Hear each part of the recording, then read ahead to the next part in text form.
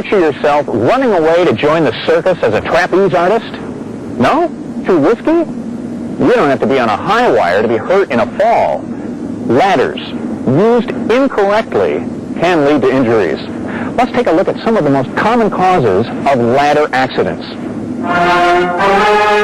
These are ladders. A ladder is a device used for climbing. It has two side rails joined at regular intervals by cross pieces. These are called steps, rungs, cleats. You can go up, you can go down. Ladders are made from aluminum, wood, glass fiber, reinforced plastic, or steel. There are many types of ladders. Step ladders, extension ladders, straight and adjustable ladders. Thousands of linear feet stretching over miles. And until vertical, reach the unreachable, the unobtainable, the impossible in your job. Like any workplace, anywhere, there are those who use ladders correctly and those who don't. Those who don't skip that critical step. Is it stable? Will it slip? Is it the right ladder for the job? That's where I fit in. My name's Monday. Max Monday. I do the best I can on a daily basis. I carry a bag. I'm a safety cop.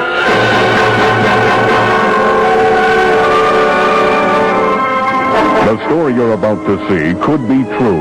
The names have been changed to protect the innocent. It was Wednesday, June 15th, 9 a.m. I was working day shift, doing inspections. I thought it would be like any other day, but I was wrong. There was more going on here than I bargained for. A ladder was about to be used near an electrical hazard.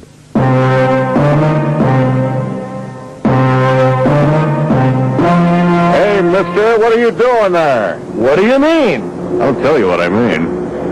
That's a metal ladder. Those are electrical wires up there. You need to use a non-conductive type of ladder, like wood or plastic or fiberglass, when you're within 10 feet of an electrical area. I wasn't thinking about whether this was made of metal or not. It was just the first one I found. Yeah, that's your problem. You weren't thinking, were you? And it might not happen today or tomorrow, but someday you could be in danger. You need to look for warning signs like that one.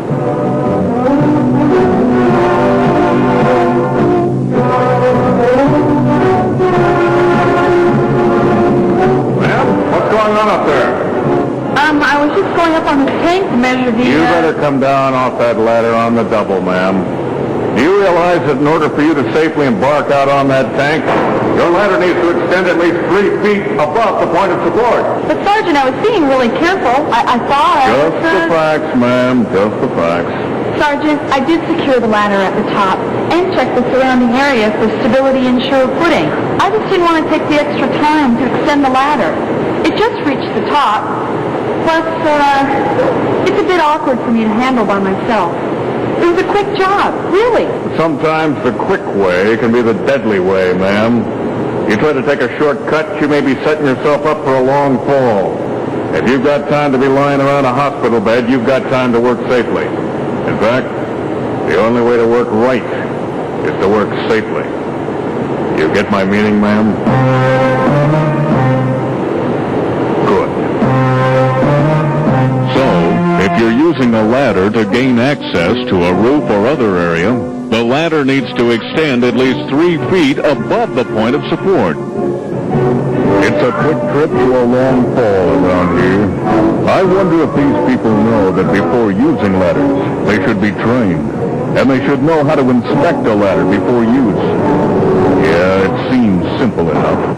But still, if you don't know how to use a ladder right, you might just take a shortcut. Like not bothering to extend an extension ladder, or not locking it securely.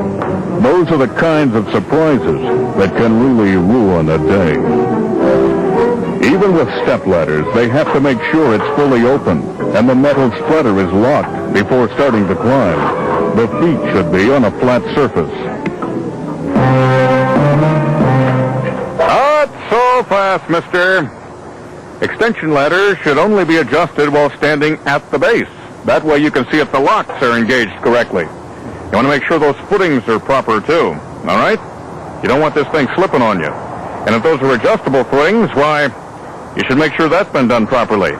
Another thing, never put a ladder in front of a door like this. Door could swing out and knock the ladder over. Make sure the door is locked blocked or guarded. All right?